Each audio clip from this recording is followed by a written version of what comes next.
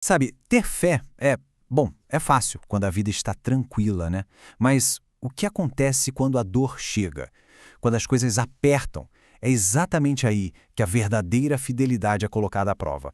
E para a gente entender isso melhor, vamos mergulhar na história incrível da igreja de Esmirna. Tem uma coisa que, querendo ou não, faz parte da jornada de todo mundo, mas que ninguém em sã consciência escolheria para si.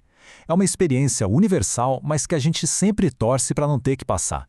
É isso aí, o sofrimento. Ninguém acorda de manhã e pede por dor, por pressão, por dificuldades. Mas, né, é uma realidade da vida, não tem como fugir. Mas e se a gente tentasse olhar para a dor de um jeito diferente? E se ela não for só um obstáculo, mas o verdadeiro campo de provas da nossa fé? A verdade é que, na maioria das vezes, é bem no meio da tribulação que a gente descobre do que a fé é feita. Não é algo que a gente busca de jeito nenhum, mas é ali que ela é forjada, que ela se mostra de verdade. E olha, não existe exemplo melhor para ilustrar isso do que a igreja de Esmirna, uma comunidade que enfrentava uma pressão que a gente mal consegue imaginar. E aqui está o detalhe que faz de Esmirna um caso tão especial. De todas as igrejas do Apocalipse, Jesus não tem uma única palavra de crítica para ela. Nenhum erro, nenhuma correção, nada. O que ele tem é uma revelação profunda sobre a verdadeira condição daquela igreja. E é aqui que a história fica fascinante. Porque a forma como o mundo via Esmirna e a forma como Deus via eram, assim, completamente opostas. Jesus começa falando algo muito direto. Ele diz: eu conheço a tua tribulação e a tua pobreza. Vamos parar para pensar nisso um segundo? Era uma igreja que sofria, que era perseguida, que não tinha recurso material nenhum. Então, para os olhos humanos, parecia uma igreja fraca, sabe? Quase um fracasso. Mas a perspectiva de Deus era outra, totalmente diferente. Onde o mundo enxergava a fraqueza, Deus viu um valor espiritual gigantesco. E aí vem a grande virada. Jesus termina a frase dizendo: mas tu és rico. Que declaração! Para o mundo, eles eram pobres. Para Deus, eles eram ricos. Isso aqui vira a nossa ideia de bênção de cabeça para baixo. A gente tem essa mania de associar bênção com conforto, com uma vida fácil. Mas aqui a gente vê o exato oposto. Uma igreja sofrendo muito, mas com a aprovação total de Deus. E junto com essa aprovação, vem o chamado. Talvez um dos chamados mais difíceis e exigentes de todos. Percebe? Jesus não promete tirar o sofrimento. Ele não fala, calma, vai acabar agora. Pelo contrário, ele diz, seja fiel até a morte. É um chamado para perseverar de forma radical e não para fugir da dificuldade.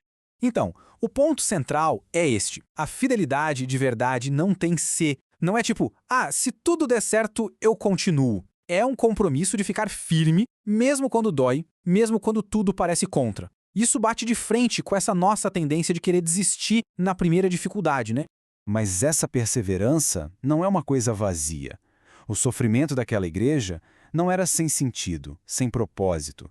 Existia um consolo muito profundo no meio de toda aquela dor. As primeiras palavras de Jesus já são o maior consolo possível. Eu conheço. Isso quer dizer que nada passa batido. Cada luta, cada lágrima, cada momento difícil, Ele vê tudo. Ninguém sofre sozinho ou em vão. É muito importante entender isso aqui. Estar no meio da dor não significa que Deus abandonou o barco. Pelo contrário, a história de Esmirna mostra que o sofrimento pode ser justamente o lugar onde Deus está trabalhando da forma mais profunda. E isso tudo leva a gente a uma pergunta bem direta. O que é melhor? Uma vida fácil, confortável, ou uma vida que, mesmo no meio das dificuldades, recebe a aprovação de Deus? Esmirna não tinha conforto, mas tinha aprovação. E esse sofrimento todo não é o fim da história. Jesus promete a coroa da vida. Isso significa que tem uma recompensa esperando. A perseverança leva a um destino glorioso. A dor é parte do processo, não o resultado final. A lição de Esmirna para a gente hoje é muito direta. Permaneça, continue, seja fiel. Mesmo quando o resultado não aparece na hora, mesmo quando não tem resposta para tudo. E aqui vai uma verdade que às vezes é meio desconfortável de ouvir. A aprovação de Deus não é garantia de uma vida fácil. No entanto, toda e qualquer comunidade que tem a aprovação de Deus vive uma coisa: fidelidade. Essa é a verdadeira marca. É o selo de aprovação que realmente importa. Isso nos deixa com uma pergunta para fechar. Se o objetivo não é fugir da dor, mas ser fiel através dela, o que realmente conta no final? Qual é a verdadeira medida de uma vida bem vivida? A ausência de problemas ou a presença de uma fidelidade que aguenta o tranco?